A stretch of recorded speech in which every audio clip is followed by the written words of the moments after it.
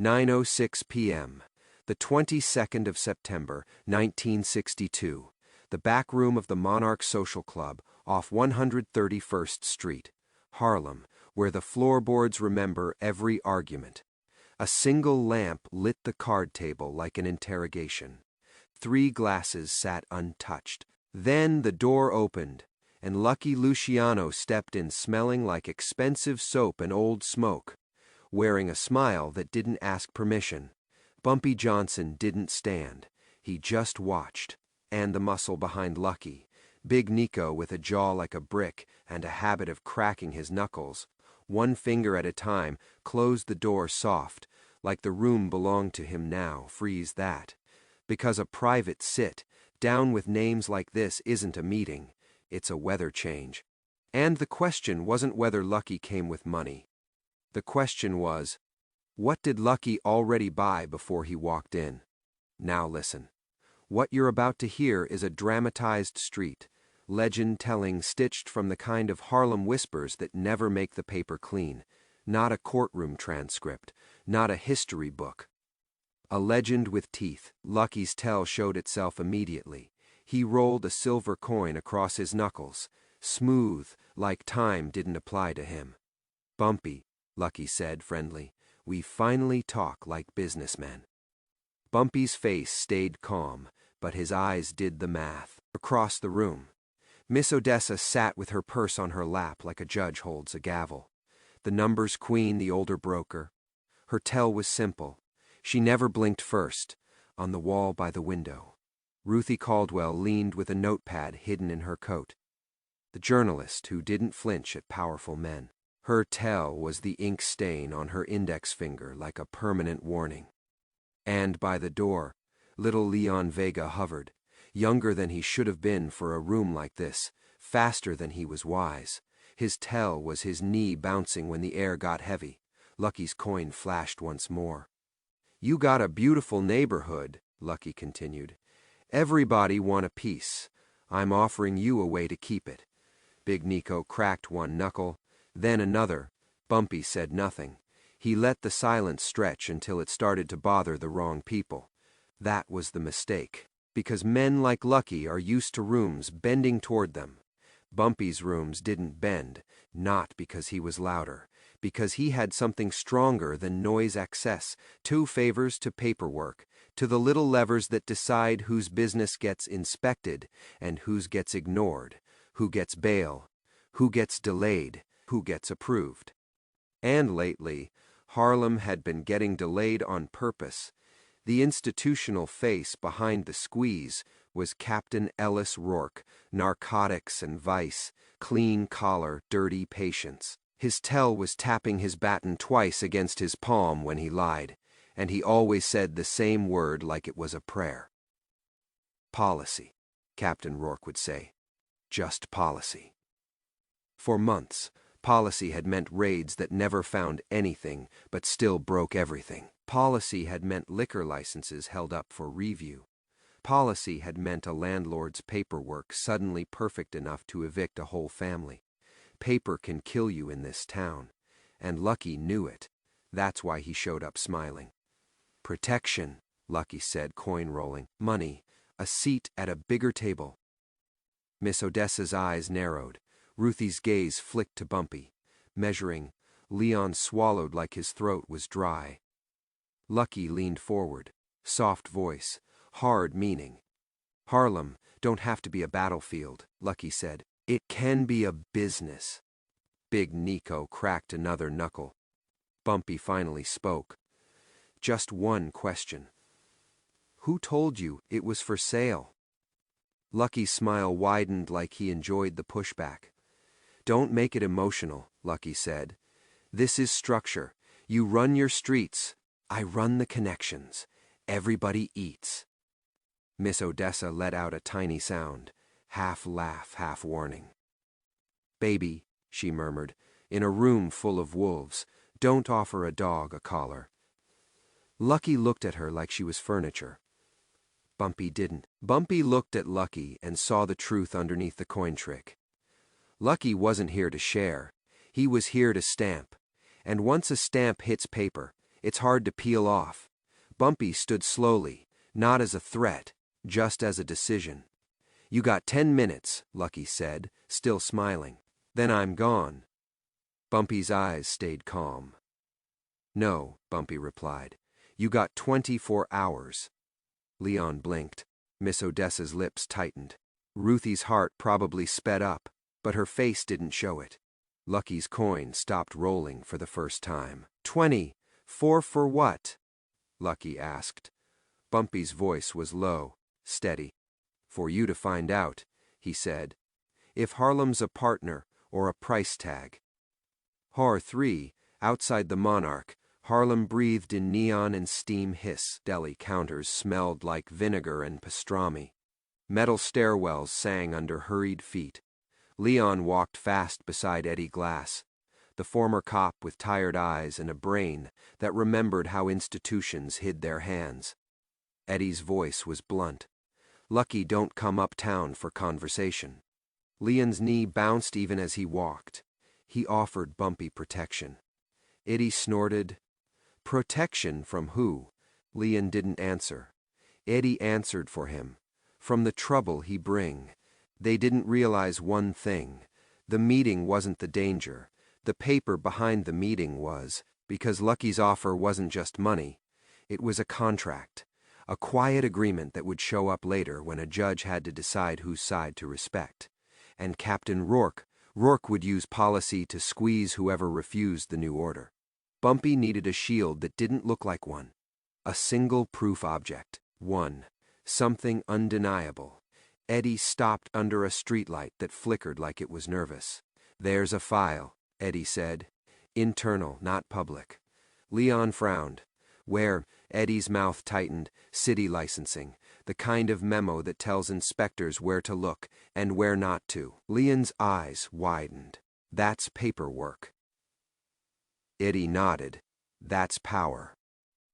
Har 8. Ruthie met her editor in a cramped office that smelled like ink, dust, and cheap cigars. Hal didn't smile. He never did. You're telling me Luciano walked into Harlem and offered a deal like it's a handshake? Hal muttered. Ruthie's voice stayed level.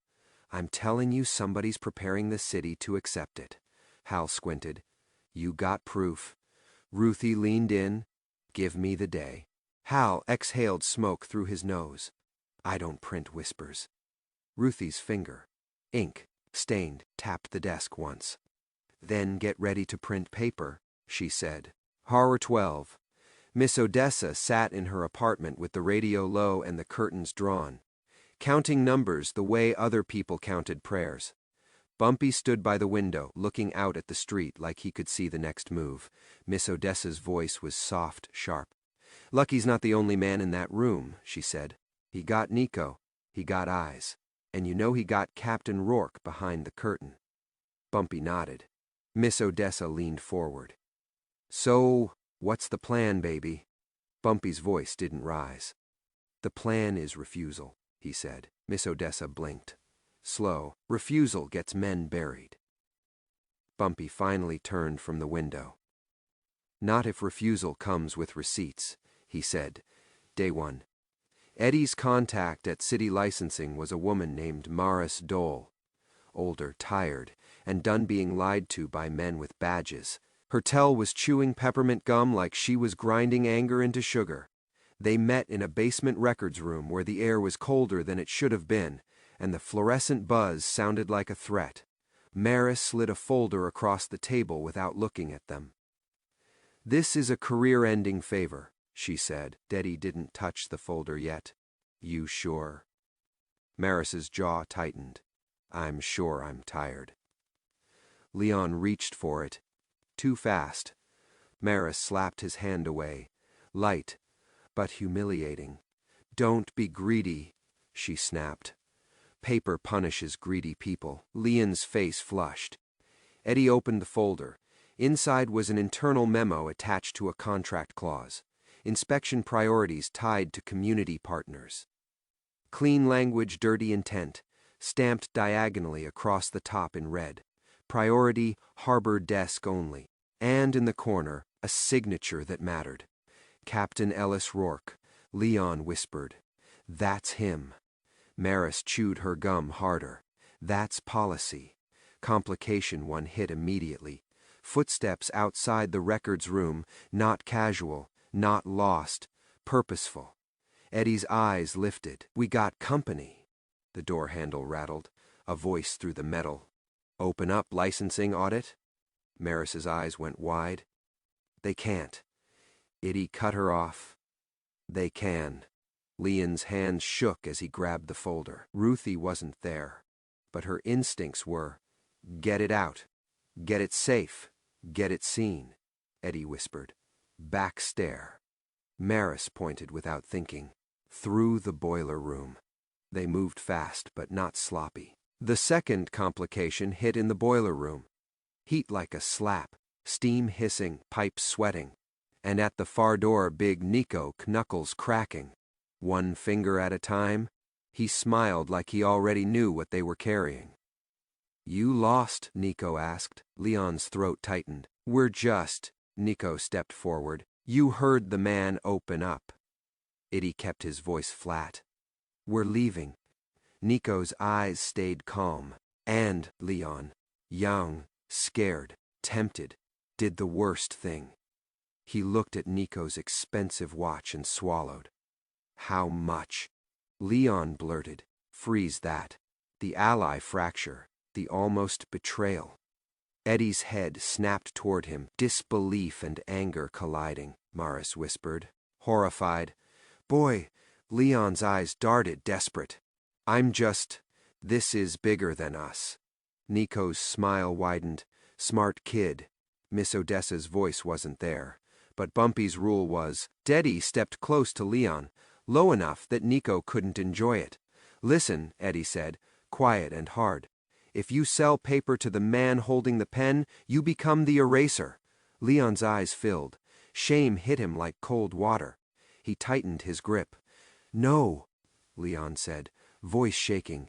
No deal. Nico's smile vanished. He moved to grab the folder again.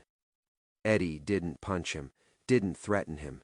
He just said one sentence that made Nico pause. Captain Rourke's signature don't belong in this room, Eddie said, and you know it. Nico's eyes narrowed. Maris, trembling, blurted. That memo's stamped. If it disappears, I disappear loud. Nico's jaw flexed. He cracked one knuckle slower than before.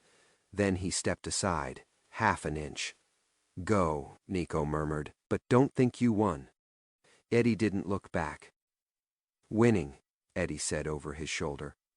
Starts after you leave. Har 20, back at the Monarch. Bumpy laid the memo on the table under the lamp. Red stamp harbor desk only, Rourke's signature. Ruthie stared like she was watching a door unlock. Miss Odessa's eyes narrowed. That's the pipeline. Bumpy's voice was calm. That's the leash. Leon stood in the corner, guilt still on him like sweat. I'm sorry, Leon said.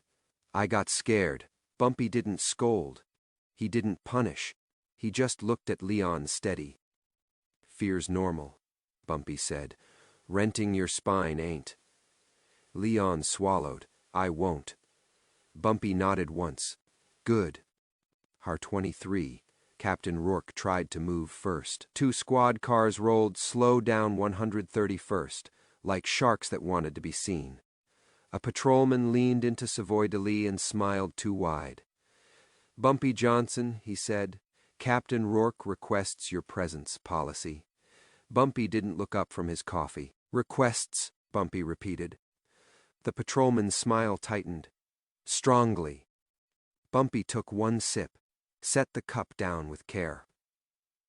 Tell your captain, Bumpy said softly, if he wants to talk policy, bring his signature. The patrolman blinked. What signature? Bumpy's eyes lifted, calm. The one he's been hiding behind, Bumpy said. The patrolman backed out like the deli counter had teeth. Day 2, the institutional showdown wasn't a courtroom this time. It was a city boardroom. Long table, dead plants, coffee that tasted like cardboard. A licensing review session that pretended it wasn't political. Rourke sat with his baton resting across his palm, tapping it twice. Tap, tap, policy, he said, smiling. Beside him, a suited attorney tried to look neutral and failed. Ruthie sat in the back, notepad ready, eyes bright. Eddie stood near the wall like a shadow with morals. Miss Odessa sat quiet as a church pew. And Bumpy walked in without a suit that begged for approval. A clerk started. "Mr. Johnson, you're not." Bumpy's lawyer ally, a union rep named Calvin Bryce. Thin, sharp, always adjusting his glasses when he smelled lies. Raised a hand. "He's invited," Bryce said. "By the public record." Captain Rourke smiled. Tap, tap. "Policy," Rourke repeated. The board chair cleared her throat. "We're here to discuss inspection priorities." Bryce stood and placed the memo on the table. Red stamp, facing up. "Priority, harbor desk only." The chair's coffee cup tipped slightly as her hand jerked. A board member's pen slipped, rolling off the notepad. Rourke's baton tap stopped mid. Air freeze that. Because paperwork has a sound when it lands in the right room. Brace's voice was crisp. "This memo directs inspectors away from certain businesses and toward others based on community partners. It's signed by Captain Ellis Rourke." Rourke's smile tightened. "That document is internal." Bryce cut in. "Yes." Rourke's eyes flashed. "Illegally obtained." Ruthie's voice rang from the back. "Sharp. Is it illegally signed too?" The room went thin. Rourke's baton hit his palm once too hard. "Policy," he said, but the word cracked this time. Bumpy finally spoke. 2 sentences calm as winter. "I'm not asking for favors," Bumpy said. "I'm asking you to stop renting your stamp." The chair swallowed. "Captain Rourke, is this authentic?" Rourke's jaw tightened. Tap, tap, policy. He tried again. Bryce leaned in, glasses catching the light. "Answer the question." Rourke's eyes moved, once to Ruthie's notepad, to the board chair's frightened face, to the memo stamp. He knew the trap. If he denied it and the signature matched, he was finished. If he admitted it, he was finished slower. Institutions don't love truth. They love survival. Rourke exhaled through his nose. "We can review our procedures," he said. The chair seized it like a lifeline. "Yes, immediate review. Effective today." Ruthie's pen scratched fast. Miss Odessa didn't smile, but her eyes did. Rourke stared at Bumpy like he wanted him to blink first. Bumpy didn't. That's how control looks when it doesn't shout. Har 24, night fell again, and the Monarch back room filled with smoke and quiet tension. Lucky returned. Same soap, same smile, same silver coin. Big Nico stood behind him, knuckles itching. Lucky looked at Bumpy like this was a formality. "I heard you been busy," Lucky said. Bumpy didn't rise. Lucky rolled the coin across his fingers. "I'm still offering what I offered," Lucky said. "Money, protection, a place at the table." Big Nico cracked a knuckle. Slow. Miss Odessa sat still, purse on lap. Ruthie watched, barely breathing. Leon stood by the wall, determined not to be the weak link again. Lucky leaned in, voice soft. "Busyness," Lucky said, like it was a blessing. Bumpy listened like a businessman, not a soldier. Then he spoke. 5 words, no speech, no flourish, just a boundary you couldn't cross. "Harlem ain't for sale, Lucky. Freeze that." Because the room reacted like it had been slapped. Lucky's coin stopped mid-roll and dropped, clinking loud on the wood. Ruthie's breath caught. Miss Odessa's eyes narrowed like she'd just seen a crown crack. Big Nico froze with his hand half raised, knuckles uncracked. Lucky stared, then smiled, thin, dangerous. "You're proud," Lucky murmured. Bumpy's voice stayed calm. "I'm clear." Lucky's smile wobbled once. "You know what happens to men who refuse." Bumpy nodded. They find out who respects them. Big Nico stepped forward, a half step.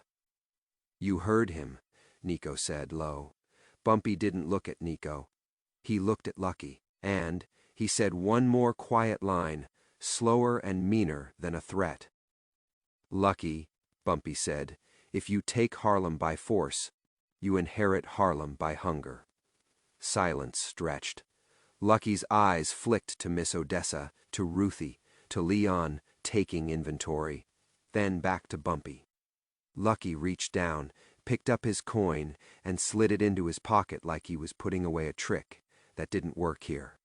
All right, Lucky said, voice calm, ego bruised. We'll see. He turned, Big Nico backed toward the door, still staring at Bumpy like he wanted permission to be angry. But muscle doesn't move without a signal, and Lucky didn't give it. The door shut softly. No headlines, no gunshots, just a meeting ending like a light turning off. Consequences came the next week, like bills. First consequence, Captain Rourke's policy lost its teeth. Once that memo got whispered about, his raids started getting questioned. Supervisors started asking for paperwork.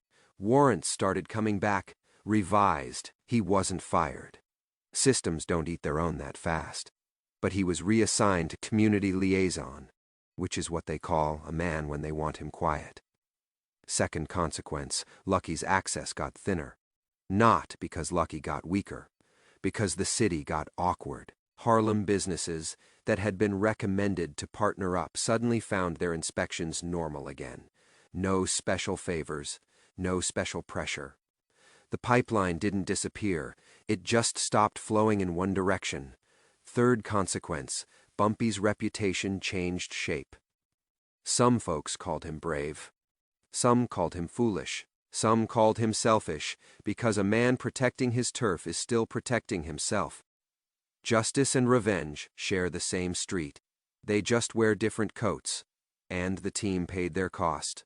Leon got followed for a week. 2 men in a car that stayed just far enough to be polite. Ruthie's editor Hal got a midnight call with no voice on the line, just breathing.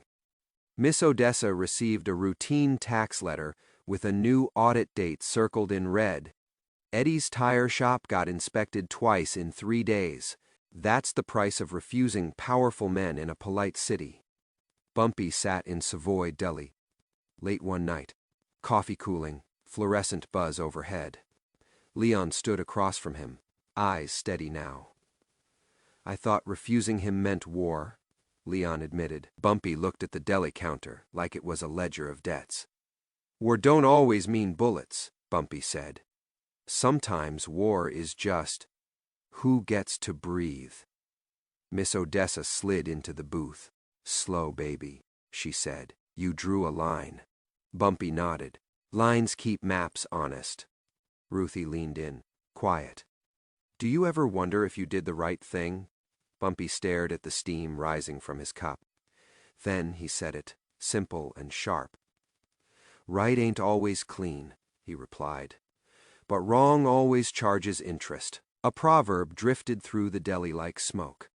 A man can buy silence, but he can't buy respect. Another, colder, when the table gets crowded, the bill finds your name. And one Harlem would repeat after this legend spread. If you don't set your boundary, somebody else will invoice it. Bumpy finished his coffee, set the cup down with care. He didn't celebrate, he didn't brag, he just looked up, eyes calm, voice final. In this city, the loudest man isn't the king. The man with the cleanest refusal is. So if that 5-word line hit you like, it hit that room. If you heard the coin drop in your head, tap like, subscribe, and tell me in the comments, was Bumpy protecting Harlem, or protecting himself from sharing a throne? And keep your eyes open, because the next story is even meaner. Next time, a routine building inspection turns into a silent takeover. One stamped notice, one missing signature, and a landlord who learns too late that paper can be more dangerous than a gun when the wrong people are holding it.